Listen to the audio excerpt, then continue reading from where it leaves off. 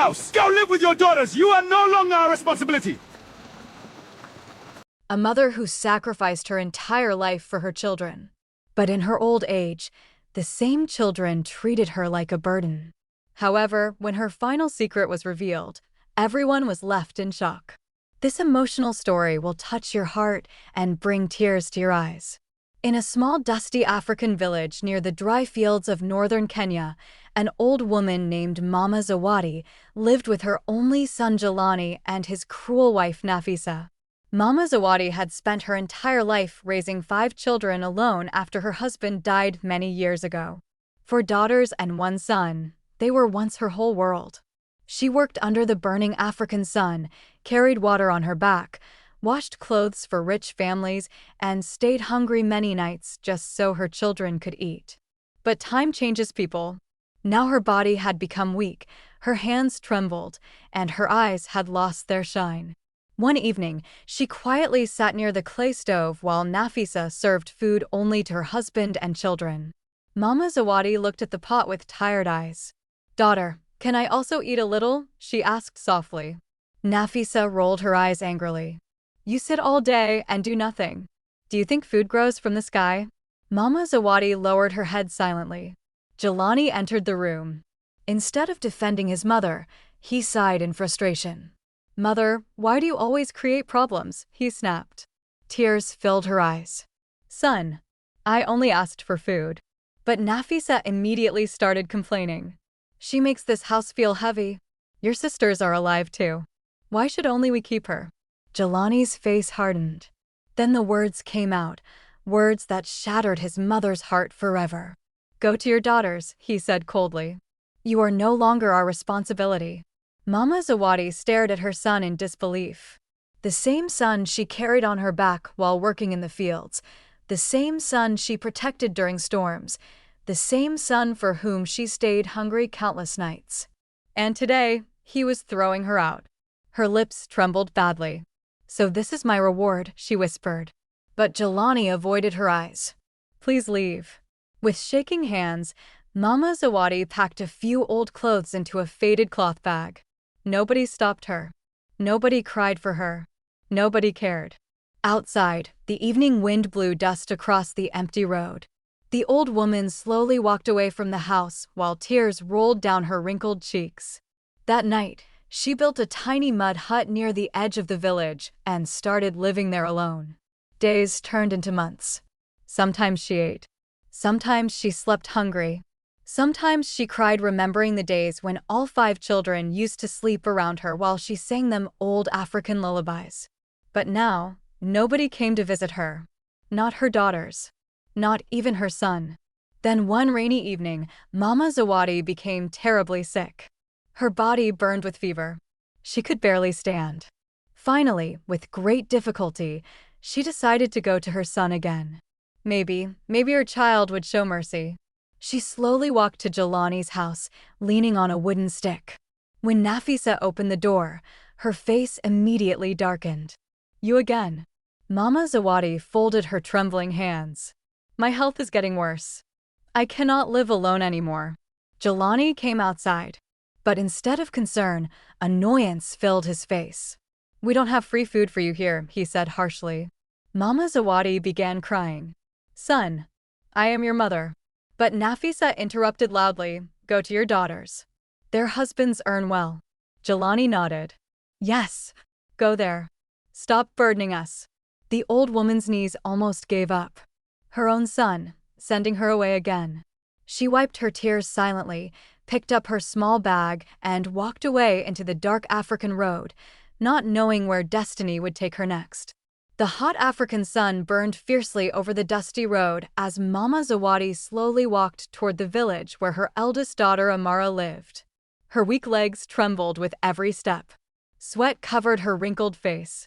More than once, she almost collapsed onto the road. After hours of walking, she finally stopped near a small house to ask for water. A middle-aged woman opened the door and gasped in shock. "Oh my God. Mama, are you all right?" Mama Zawadi forced a weak smile. "I am fine, daughter, just tired." The woman quickly brought water in a metal cup. As Mama Zawadi drank with shaking hands, tears quietly rolled down her cheeks. The stranger noticed. "Where are you going alone in this condition?" "My daughter's house," Mama Zawadi whispered. "I thought maybe she would care for me." The woman looked heartbroken. "You should rest here tonight." But Mama Zawadi shook her head gently. "No, I must reach before dark." She thanked the woman and continued walking. By the time she finally reached Amara's house, the sky had turned orange. With trembling fingers, she knocked on the wooden door. A few moments later, Amara opened it. The moment she saw her mother standing there, her smile disappeared for a second. But quickly, she forced a fake smile onto her face. "Mother, you came suddenly." Mama Zawadi tried to smile. "My health has become weak, daughter. I thought I would stay with you for a few days." Amara hesitated. Then she stepped aside. "Yes, come in." Inside the house, Mama Zawadi immediately felt something strange. No warmth. No excitement. No love. Amara simply pointed toward a corner near an old mattress. "You can sit there." Her husband Kasim entered later that evening. When he saw Mama Zawadi, he only gave a small greeting before quietly walking to his room. Not once did he ask about her health. That night, Mama Zawadi lay awake staring at the ceiling. She remembered how Amara used to cling to her clothes as a little girl, crying whenever her mother left for work. Now, that same daughter barely looked at her. Days passed. Nobody sat with her. Nobody spoke to her kindly. Most of the time, she remained alone on the small mattress while listening to laughter from the other room. Sometimes she quietly smiled hearing her grandchildren play. But even they were told not to sit with her too much. One afternoon, hunger became unbearable. Mama Zawadi slowly walked toward the kitchen. "Daughter, can I have something to eat?" Amara sounded irritated while cooking. "I'm making food already. Why do you keep asking again and again?" Mama Zawadi immediately became silent. "But I haven't eaten since morning." Amara angrily placed the spoon down. "My husband gets upset when there's too much talking in the house." The old woman froze. Tears filled her eyes. But she quietly returned to her corner without saying another word. That night, while everyone ate together, Mama Zawadi received only a small piece of dry bread. She held it in her hand and remembered the nights she herself stayed hungry just to feed her children properly. Her chest hurt deeply. Still, she defended her daughter in her heart. "Maybe she is tired, maybe life is difficult," she whispered to herself. Weeks passed like this. Then one evening, Kasim finally spoke harshly to Amara. "Your mother cannot stay here forever." Mama Zawadi overheard every word from the next room. "She does nothing all day," Kasim complained. "People will start talking." Amara sighed in frustration. "I know." Those words stabbed Mama Zawadi's heart like a knife. The next morning, Amara walked toward her mother with fake softness. Mama Zawadi's tired face brightened slightly. Perhaps today, her daughter would finally hug her. Perhaps today, someone would ask about her pain. But instead, Amara quietly said, "Mother, maybe you should stay with my younger sister now." For a moment, the old woman stopped breathing. Even here, she was unwanted. Her eyes filled with tears, but she forced a weak smile. "Yes, daughter, maybe that is better." Inside, her heart was breaking into pieces. But still, she blamed herself instead of her child. Slowly, she packed her small bag once again and prepared to leave, carrying nothing except pain, loneliness, and a mother's endless love. The morning air was cold as Mama Zawadi slowly stepped out of Amara's house with her small cloth bag hanging from her shoulder. Her weak knees shook with every step. Still, she forced herself to smile before leaving. "May God bless your home, daughter," she said softly. Amara looked guilty for a moment, but quickly avoided her mother's eyes. "Yes, travel safely." Those simple words pierced Mama Zawadi's heart more painfully than insults. Not once did her daughter ask her to stay. Not once did she hold her hand. The old woman slowly walked toward the road leading to her second daughter Sophia's house. The journey was not very far, but for a sick old woman, every step felt endless. The hot wind blew dust into her face. Her breathing became heavy. Several times, she stopped to rest beside stones and dry trees. As she walked, old memories flooded her heart. She remembered carrying Sophia on her back while farming under the burning African sun. She remembered selling her only gold earrings so Sophia could attend school. And now, she was walking alone because that same daughter had become a stranger. By afternoon, she finally reached Sophia's house. With trembling fingers, she knocked on the door. A few seconds later, Sophia opened it. The moment she saw her mother, disappointment flashed across her face. "Mother, what are you doing here?" Mama Zawadi forced a tired smile. "My health has become worse, daughter. I thought, maybe I could stay with you for some time." Sophia stepped aside slowly. "Yes, come in." Her voice carried no warmth. Inside the house, Mama Zawadi quietly sat near the wall while Sophia cleaned things with irritation on her face. A little later, Sophia's husband Baraka returned home. When he saw Mama Zawadi, he immediately pretended to act kindly. "Oh, mother. Welcome." He even smiled warmly in front of her. But later that night, Mama Zawadi overheard him whispering angrily to Sophia. "How long will she stay here?" Sophia sighed. "I don't know." She suddenly arrived. Baraka frowned. "My parents are coming next week. And my mother doesn't like your mother very much." Sophia nodded quietly. "I'll talk to her." The old woman listened silently from the next room. Her chest tightened painfully. Still, she defended them in her heart. They must have their own problems, she whispered to herself while wiping tears. For 2 days, nobody truly cared for her. Sophia stayed busy. Baraka barely spoke. Even during meals, Mama Zawadi felt like an unwanted guest. Then on the 3rd morning, Sophia finally came to her mother. Mama Zawadi smiled hopefully when she saw her daughter approaching. But Sophia sat down awkwardly and said, "Mother, please don't misunderstand me." The old woman's smile slowly faded. "My in-laws are arriving soon. The house will become crowded." Mama Zawadi's eyes filled with tears immediately. Sophia continued softly, "Maybe you should stay with my younger sister for some time." For a few seconds, silence filled the room. The old woman lowered her head. Inside her chest, something shattered completely. First her son, then her eldest daughter, now Sophia too. Yet even now, she could not hate her children. Instead, she smiled painfully and nodded. "It's all right, daughter. I understand." Sophia looked relieved immediately. Mama Zawadi quietly packed her small bag again. This time, her hands shook more than before. Not because of weakness, but because her heart had become unbearably tired. As she stood near the door, she suddenly lost balance. Sophia quickly held her arm. For one brief second, Mama Zawadi felt hope again. Maybe her daughter still cared. But Sophia simply said, "Be careful. I don't want you getting hurt before reaching there."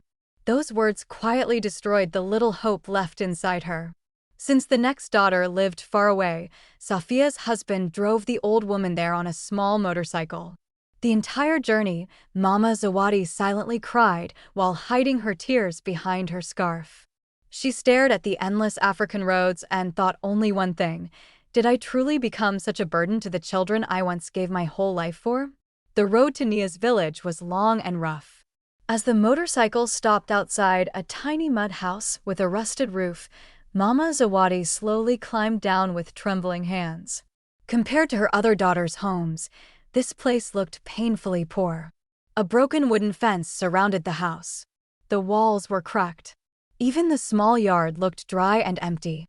Sophia's husband quickly placed Mama Zawadi's bag near the door. "She's here," he said shortly before driving away without another word. The old woman stood there quietly for a moment. Then she knocked softly. From inside, a gentle voice came. "Who is it?" Mama Zawadi swallowed the lump in her throat. "It's me, daughter." Suddenly, the door flew open. The moment Nia saw her mother standing weakly outside, tears instantly filled her eyes. "Mother." She ran forward and tightly held Mama Zawadi's hands. "Oh God, what happened to you? Why are you so weak?" Before Mama Zawadi could even answer, Nia lovingly kissed her mother's hands and forehead again and again. Tears rolled down both their faces. For the first time in years, Mama Zawadi felt warmth. Real warmth. Nia quickly carried her mother's bag inside. "Come in quickly. You should have told us you were coming." Inside, the house was extremely small. There was barely enough space for the family itself. A thin mattress lay in one corner. A tiny stove sat near the wall. And yet, the house felt fuller of love than any rich home Mama Zawadi had entered. Nia immediately brought water. Then she gently sat beside her mother. "Are you hungry?" Mama Zawadi nodded slightly. Within minutes, Nia prepared the little food they had in the house. Before eating herself, she first placed the plate in front of her mother. "Please eat, mother." Mama Zawadi looked at the small portion and quietly understood this food was probably meant for the entire family. Tears filled her eyes again. That evening, Nia's husband Tendaji returned home carrying tools from work.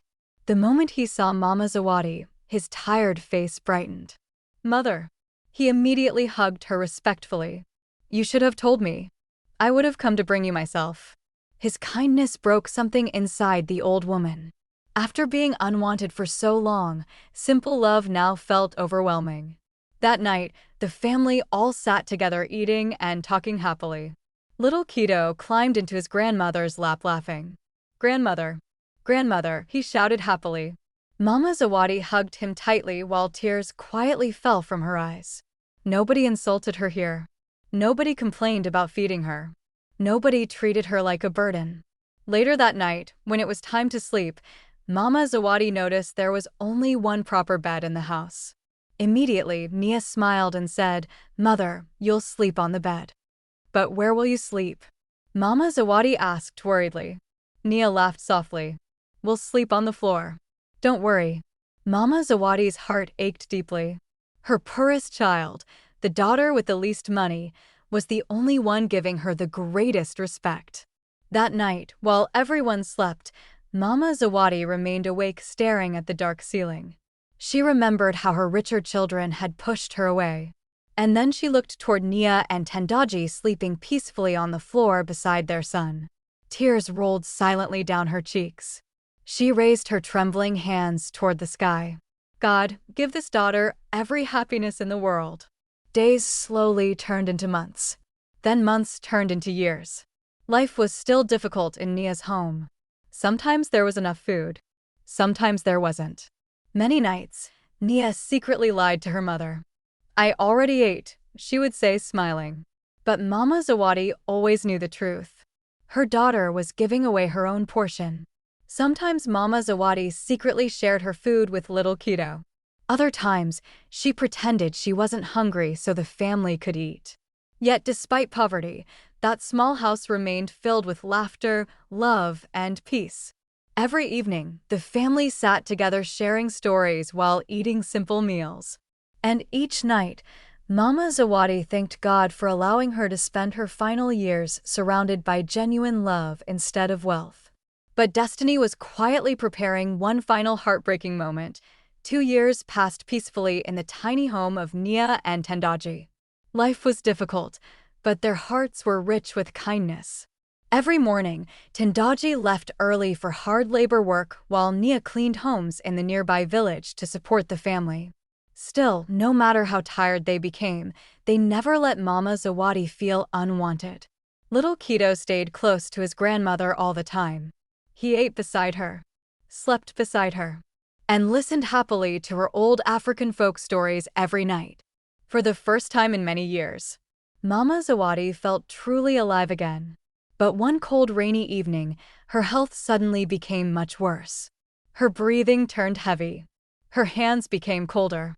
And her weak body could barely move anymore. Nia immediately sat beside her mother in panic. "Mother, please don't scare me." Tendaji quickly brought water while tears already filled his eyes. Mama Zawadi looked at both of them lovingly. Then she smiled weakly.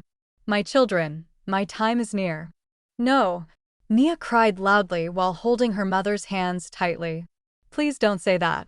Little Kido also started crying, seeing everyone upset. The tiny house filled with heartbreak. Mama Zawadi slowly touched Nia's face. "Listen carefully to me. Both Nia and Tendaji leaned closer while crying. I had 5 children. Her voice trembled painfully. And among all of them, you gave me the love I prayed for. Nia cried harder. Mother, please stop talking like this. But Mama Zawadi continued softly, you had the least money, yet the biggest heart. Tendaji lowered his head and wept silently. Then Mama Zawadi pointed weakly toward the distance. My old hut. Nia looked confused. There is something buried there. Both of them stared at her in shock. In the left corner beneath the ground, Mama Zawadi whispered weakly, you will find a small box, a box filled with gold coins and jewelry. Nia's eyes widened. What? Mama Zawadi smiled faintly. All my life. I secretly saved little by little. Tendaji looked stunned. But why did you live in poverty if you had all that? A tear rolled down Mama Zawadi's face. Because I was testing hearts. The room fell silent. I wanted to know which child truly loved me and which only loved comfort.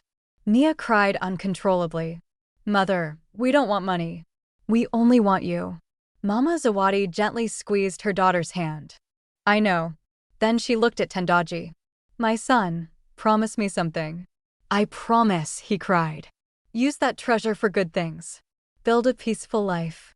Educate Keto. Help poor people. Feed the hungry. Tendaji nodded while tears streamed down his face. I swear, Mother. Mama Zawadi smiled peacefully. Then she said one final thing that shattered everyone's hearts. When my other children come, tell them I forgave them. Nia looked shocked. After everything they did? Mama Zawadi nodded weakly. Maybe life hardened their hearts. But a mother's heart never stops loving. The entire room echoed with crying. Nia kissed her mother's hands repeatedly. Please don't leave me. But Mama Zawadi slowly closed her eyes. Her lips moved softly one last time. May God protect all my children. And then, her hands became still forever. The small house exploded with grief. Nia screamed in heartbreak while holding her mother tightly. Tendaji cried openly like a child. Even little Keto hugged his grandmother's body, not understanding death completely. Outside, heavy rain poured over the African village as if even the sky itself was mourning the death of a mother whose love remained endless until her very last breath. The news of Mama Zawadi's death spread quickly across the nearby African villages. One by one, her children finally came running. First came Jelani, the same son who once threw his mother out of the house. The moment he entered Nia's tiny home and saw his mother lying lifeless under a white cloth, his legs gave up beneath him. Mother, his voice broke completely. He fell beside her body and burst into tears. I'm sorry, please forgive me. Behind him, the other daughters also arrived crying uncontrollably. Amara covered her mouth while shaking with regret. Sophia could not even look at her mother's face properly. And the third daughter stood frozen with tears pouring endlessly from her eyes. The house echoed with painful cries. But now, it was too late. The mother they ignored, the mother they pushed from one house to another, was gone forever. After the funeral, all the siblings sat silently together inside the small house. Nobody had the courage to speak. Finally, Nia wiped her tears and softly said, Mother left a message for all of you. Everyone immediately looked toward her. She said she forgave everyone.